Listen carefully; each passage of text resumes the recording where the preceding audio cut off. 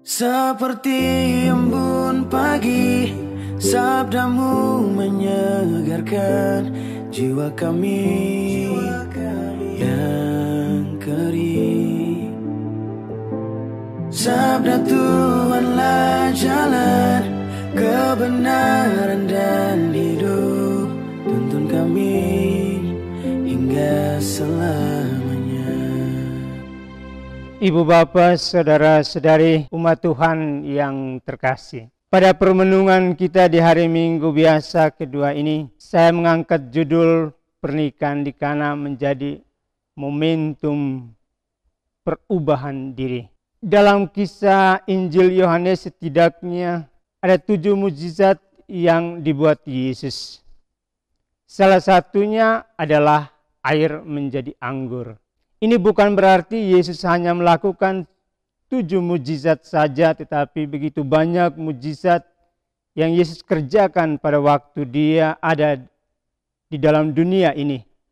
Dan bahkan sampai sekarang ini mukjizat Tuhan masih tetap ada. Setiap orang memiliki pengalaman rohani dan kesaksian yang berbeda-beda waktu mengalami perjumpaan dengan Tuhan. Satu hal yang menarik dari mukjizat pertama yang Yesus kerjakan adalah bukan terjadi di bait Allah atau tempat-tempat ibadah lainnya, tetapi di pesta pernikahan. Mengapa Yesus kerjakan mukjizat pertamanya di pesta pernikahan? Seberapa penting pernikahan di mata Yesus? Ada 2 hal yang bisa kita dalami bersama. Pertama, Yesus bukan hanya tertarik pada hal-hal rohani saja, tetapi kehidupan sekuler yaitu pernikahan, keluarga, dan pekerjaan kita. Dia tetap memberikan perhatian khusus untuk memberkati kehidupan sekuler kita. Kedua, karena pernikahan spesial di mata Tuhan, di mana pernikahan adalah suatu gagasan Allah sendiri untuk setiap kita. Tetapi iblis tidak suka dengan gagasan Allah mengenai pernikahan. Itu sebabnya begitu banyak orang yang gagal dalam kehidupan pernikahan mereka. Dan yang paling spesial dalam pernikahan adalah pernikahan merupakan gambaran hubungan Kristus dengan kita. Keintiman hubungan pasangan suami istri harus menempati dasar perkawinan yang membahagiakan.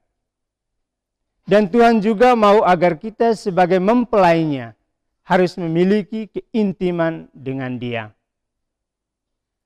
Kata mukjizat dalam Kamus Bahasa Indonesia memiliki arti suatu kejadian yang tidak biasa, yang supranatural, dan yang tidak bisa dijelaskan secara natural melalui indera kita dan ilmu pengetahuan. Yesus melakukan mukjizat karena ada suatu pesan yang ingin Dia sampaikan kepada kita sampai saat ini. Ibu bapak, saudara-saudari, umat Tuhan yang terkasih. Sejujurnya ada pesan yang bisa kita petik dari mukjizat pernikahan di Kana ini. Pertama, karena masalah. Masalah seringkali mendatangkan mukjizat bagi setiap orang yang percaya. Dalam narasinya, penginjil Yohanes melukiskan bahwa Yesus bersama murid-muridnya diundang ke pesta perkawinan di Kana.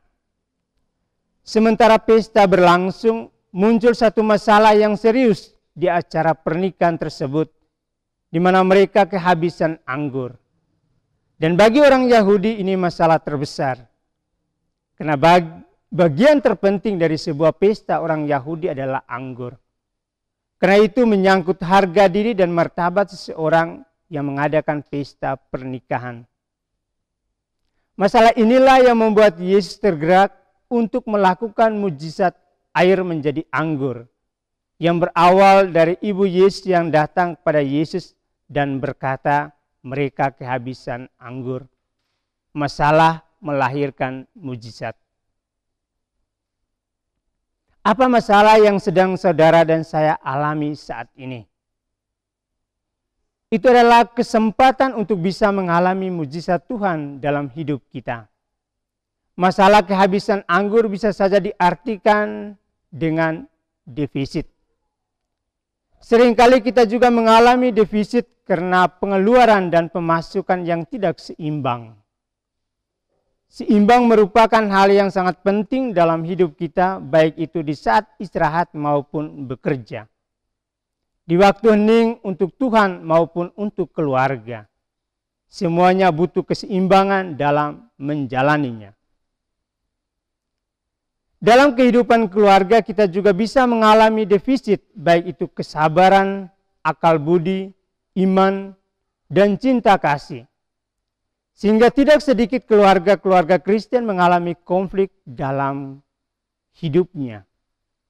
Tetapi percayalah, selama kita masih melibatkan Tuhan, apapun yang kurang dalam kehidupan kita, Tuhan sanggup memenuhi kembali untuk kita bisa tetap bertahan. Itulah sebabnya jangan pernah kita mengeluh dan menghindar dari masalah. Karena terkadang masalah akan mengantar kita untuk melihat mujizat-mujizat Tuhan dalam hidup kita. Dari mujizat air menjadi anggur ini, ada nilai iman yang mau ditonjolkan, yakni sebuah proses perubahan di mana Allah mau kita mengalami perubahan karakter kita. Karena tujuan Allah menyelamatkan kita bukan sekedar kita masuk surga, tetapi Dia mau supaya kita diubah menjadi serupa dan segambar dengannya. Kedua, karena waktu. Apapun yang terjadi di dunia ini merupakan waktu yang telah Tuhan tetapkan dan tentukan. Seperti yang tercatat dalam kitab Pengkhotbah pasal 3. Segala sesuatu ada waktunya, dan itu semua telah ditentukan oleh Tuhan. Karena Dia yang menciptakan waktu dan bekerja di dalam waktu. Kata waktu itu berbicara dua hal. Yang pertama kronos atau kronologis, yaitu waktu yang kita lalui setiap hari, dan kedua yaitu kairos yang berbicara tentang momentum dan kesempatan. Seringkali kita gagal dan tidak mengalami mujizat karena kita tidak sabar untuk menunggu waktu Tuhan. Ketiga, mengikuti kehendak Tuhan. Maria ibu Yesus dengan keyakinan berkata kepada para pelayan, apapun yang Dia katakan, lakukan. Jadi yang terpenting bukan instruksinya, tetapi melakukannya. Banyak orang mengerti kehendak Tuhan, tetapi tidak melakukannya. Banyak orang mendengarkan sabda Tuhan, tetapi tidak melaksanakannya. Perlu kita tahu mujizat itu terjadi karena ketaatan kita untuk melakukan apa yang disabdakan. Ketika pelayan-pelayan diperintahkan untuk mengisi tempayan dengan air, mereka taat melakukan, dan di situ mujizat terjadi. Kapan mujizat itu terjadi, kita tidak tahu. Namun yang terpenting adalah ketaatan kita untuk melakukan apa yang Tuhan kehendaki terjadi dalam seluruh kehidupan kita. Semoga Tuhan memberkati. Seperti embun pagi, sabdamu menyegarkan jiwa kami.